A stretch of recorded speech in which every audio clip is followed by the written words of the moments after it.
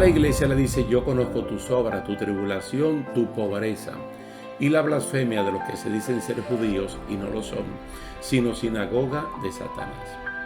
A todas las iglesias locales Jesús le dice que conoce sus obras. Tres cosas en particular que estaban ocurriendo en Esmirna. Quiso él que ella lo supiera.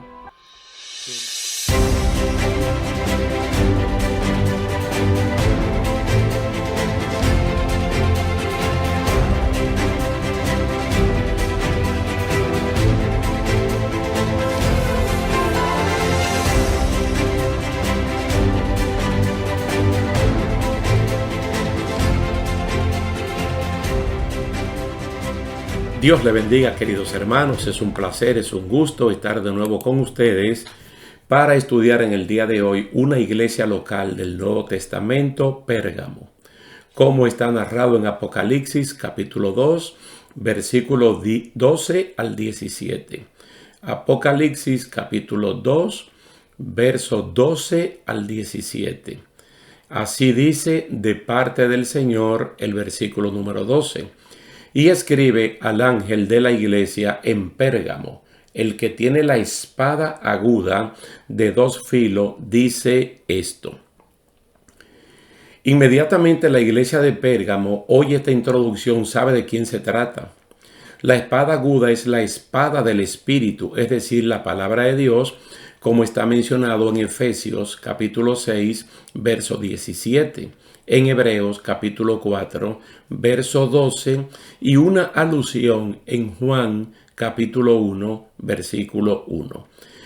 Esta espada aguda se hizo carne en Jesucristo y habitó entre nosotros. El que se introduce para hablar lo hace con autoridad y sabe lo que tiene que decir. Recordemos que la cita de Hebreos 4:12 afirma hasta dónde llega la palabra de Dios como espada cortante para revelar todo lo que hay en el cuerpo, el alma y el espíritu del ser humano.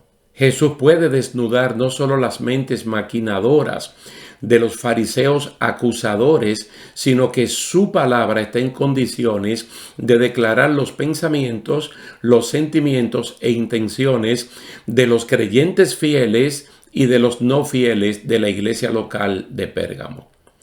La idea del escritor de la carta a los Hebreos es que ante la palabra de Dios y de Dios mismo es que tenemos que dar cuenta de todos nuestros hechos. Jesucristo es la palabra eterna hecha carne, es la palabra humanada. Yo conozco tus obras y dónde moras, donde está el trono de Satanás, pero retienes mi nombre y no has negado mi fe, ni aun en los días en que Antipas, mi testigo fiel, fue muerto entre ustedes, donde mora Satanás. Eso dice el versículo 13. Entonces podemos decir que esta es otra iglesia local de la cual nada se sabe. En todas las escrituras, Antiguo y Nuevo Testamento, no hay ninguna mención de la localidad, de la ciudad, de la aldea, de la iglesia de Pérgamo, excepto aquí, en Apocalipsis capítulo 2. En Pérgamo, Satanás había puesto un señorío tan grande que la ciudad era conocida como el trono de Satanás, en forma figurativa, lógicamente. Debido a que Efesios capítulo 6 y Apocalipsis capítulo 12 señalan las regiones celestes de maldad como el lugar de donde opera el diablo y todo su ejército muy bien estructurado. Aunque había un fuerte componente diabólico de pecado en Pérgamo, los creyentes fieles no habían negado el nombre de Jesús ni habían negado la fe que una vez fue dada a los santos. Se sintieron comprometidos aun cuando Antipas, otro personaje fiel y digno, miembro de la iglesia de Pérgamo y no mencionado en ninguna otra parte de la Biblia, fue muerto por ese nombre y esa fe. La muerte de Antipas podía anticipar un decaimiento en los miembros de la iglesia local de Pérgamo, pero no ocurrió así, sino que aumentó la fe en Cristo como nunca. Ustedes pueden recordar que en algún momento hemos estudiado el capítulo 7 del libro de los Hechos. La muerte de Esteban generó una persecución nunca antes vista hasta ese momento en el libro de los Hechos, y todos los seguidores de Cristo, excepto los apóstoles, fueron dispersados de Jerusalén por toda parte de Palestina. Este tipo de amedrentamiento se usó contra la iglesia con la muerte de Esteban y de Jacobo, el hermano de Juan.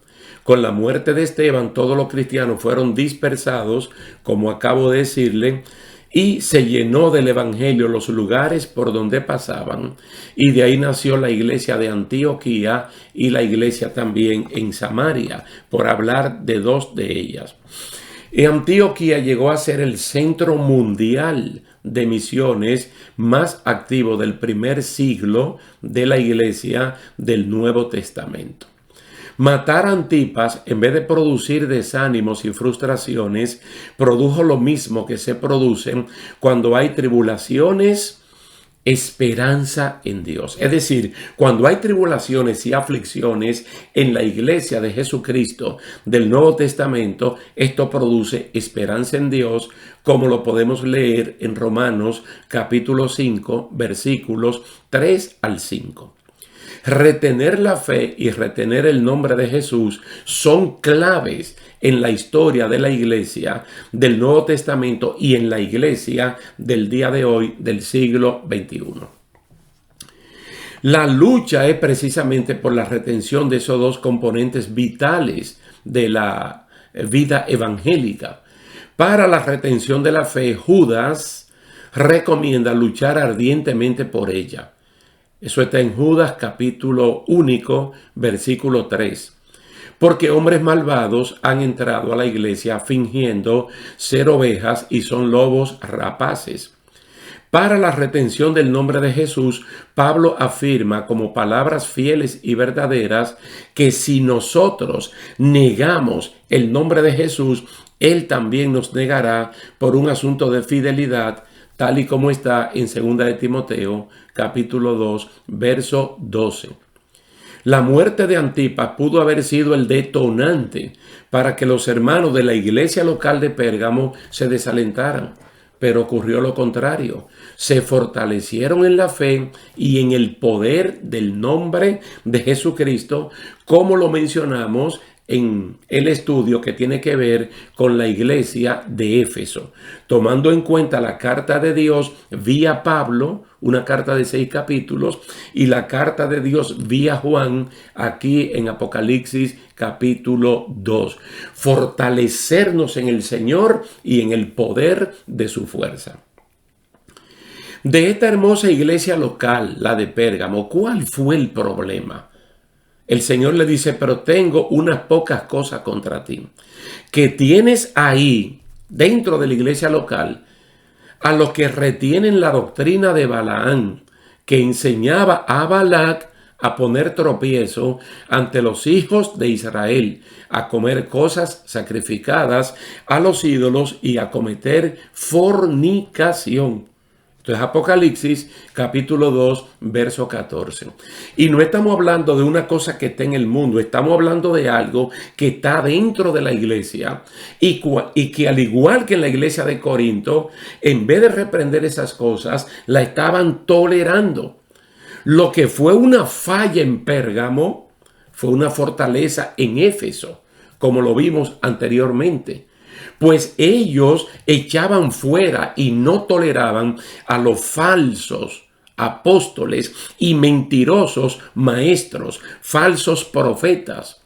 Pérgamo le dio cabida a esta falsa gente y la sana doctrina sufrió un amalgamiento con la doctrina perniciosa de fornicar y comer cosas sacrificadas a los ídolos, como si esto no fuera malo.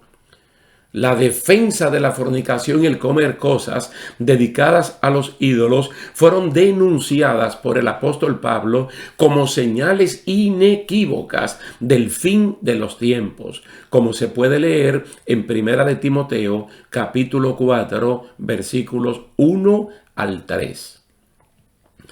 Ustedes se pueden dar cuenta que el Israel del Antiguo Testamento, especialmente el Israel del desierto que va a entrar a la tierra prometida, yo creo que representa perfectamente bien al pueblo de Dios de este tiempo, tal y como lo digo no yo, sino Hebreos capítulo 3 y capítulo 4.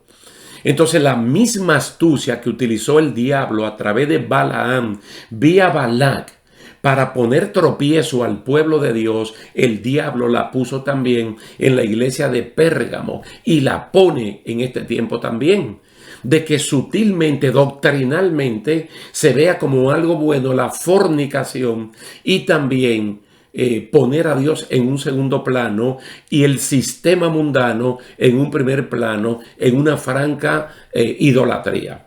Es sutilmente que entran los defensores de esta corriente y confunden a los creyentes débiles con el encanto de que el pecado es un estilo de vida aceptado por Dios. Así como el pueblo era fuerte en la fe y en el nombre de Jesús o en el nombre de Jehová en tiempo de Balaam, así de fuerte era Pérgamo, pero su punto débil era las aceptaciones de estos males como algo cristianamente aceptable como estilo de vida.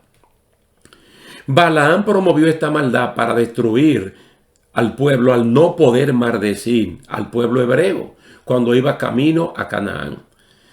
En Pérgamo no vivía literalmente este falso profeta Balaam, sino que sus seguidores lo perpetuaron practicando sus detractoras herejías. Este señor usted puede encontrar su historia en Números capítulo 25, allá en el Antiguo Testamento. En este punto es que uno se pregunta cómo es posible que una congregación evangélica, una congregación cristiana, una congregación protestante, una congregación calvinista o arminiana o wesleyana o cualquier orientación doctrinal que tenga, puede caer en semejante contradicción de pecadores haciendo cosas tan aborrecibles como esa de aceptar en plena congregación y como doctrina la práctica de la fornicación. Y usted sabe que el enemigo siempre presenta los caramelos envenenados como atractivos.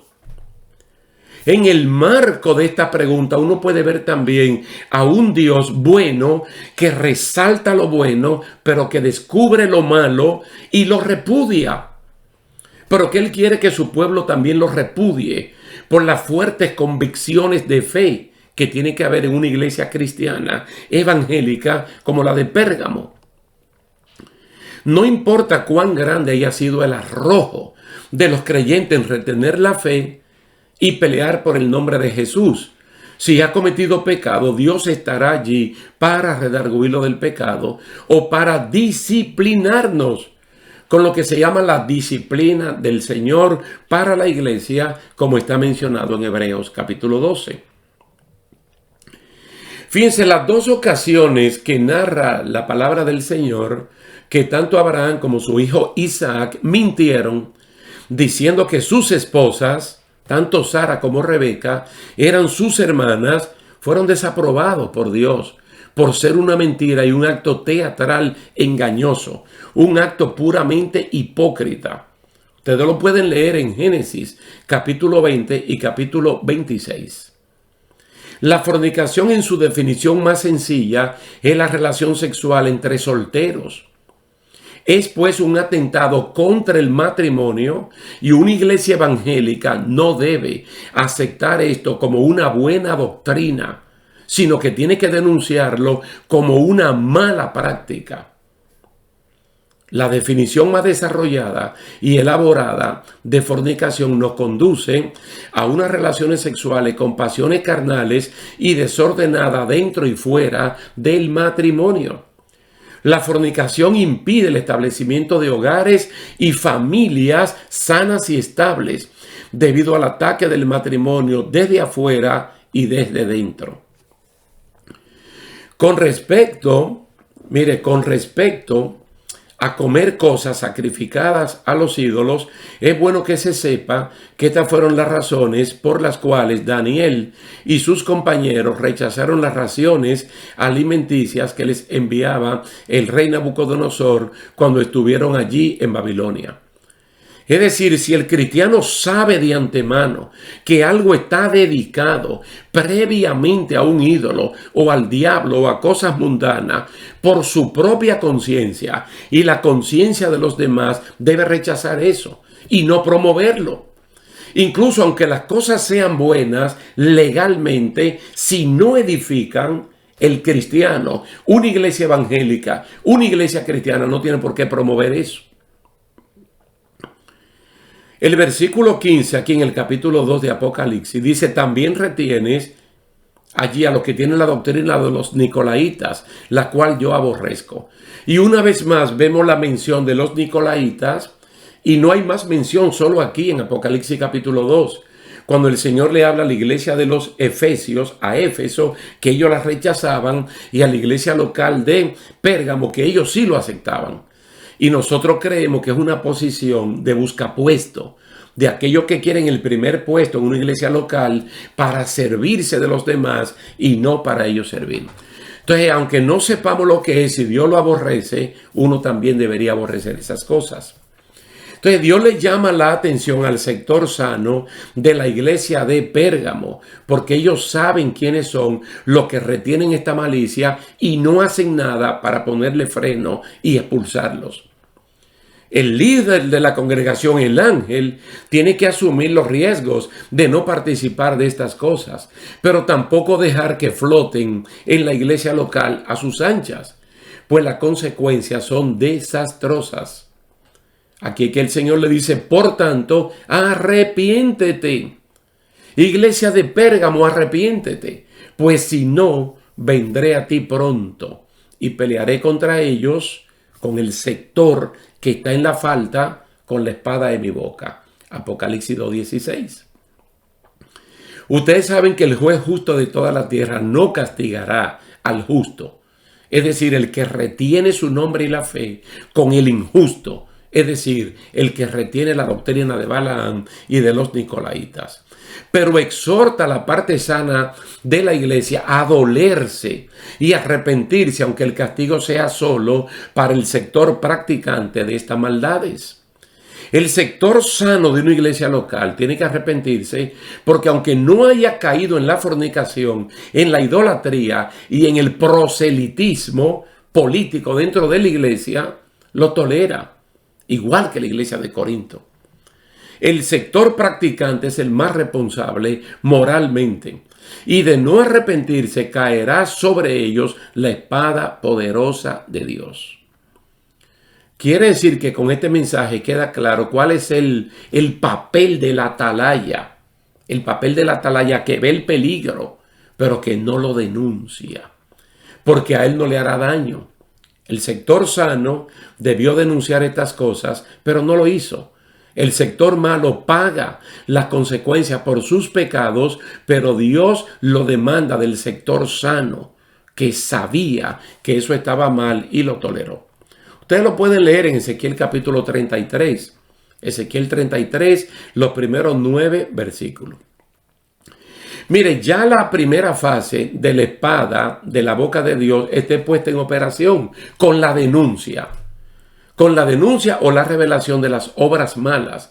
La siguiente fase, si no hay arrepentimiento, será cortar en batalla a los malos e impenitentes miembros de la iglesia local de Pérgamo. Tú sabes, este es el punto que nosotros hemos comentado varias veces, de que el juicio de Dios no comienza por el mundo pagano, por el mundo pecador, siempre comienza por su propia iglesia. Pérgamo se tiene que arrepentir de la fornicación, de la idolatría y de las obras de los nicolaitas. De lo contrario, tendrá de frente al mismo Dios peleando contra ellos. Note que la iglesia de Pérgamo estaba parcialmente mal, no completamente. Aquí en la recta final podemos observar que el poder de Dios puede remover, mira, el poder de Dios puede remover su candelero, como se le dijo a Éfeso. Puede eliminar a los malos cuando no hay arrepentimiento. Y una de las cosas que más se revela en la palabra de Dios es que el perdón y la misericordia de Dios tienen sus límites. Es verdad que Dios es amplio en perdonar, como dice el libro de Isaías. Es verdad que Dios es grande en misericordia, como dicen muchos salmos, pero son puertas que se cierran. Éfeso, la iglesia local de Éfeso, la iglesia local de Pérgamo están mal, pero Dios tiene su misericordia allí en operación. Por lo tanto, hay esperanza de cambio. Uno no puede ignorar la benignidad de Dios, porque la benignidad de Dios conduce a la iglesia local del Nuevo Testamento, a la iglesia local del siglo XXI, al arrepentimiento. Pero la dureza del corazón no arrepentido, lo que sirve para atesorar juicio, para el día del juicio de Dios, como muy bien lo dice Romanos capítulo 2, versos 4 y 5. En conclusión, estimados hermanos, podemos decir que la iglesia local de Pérgamo tenía sus dos puntos fuertes: retener el nombre de Jesús y no negar la fe.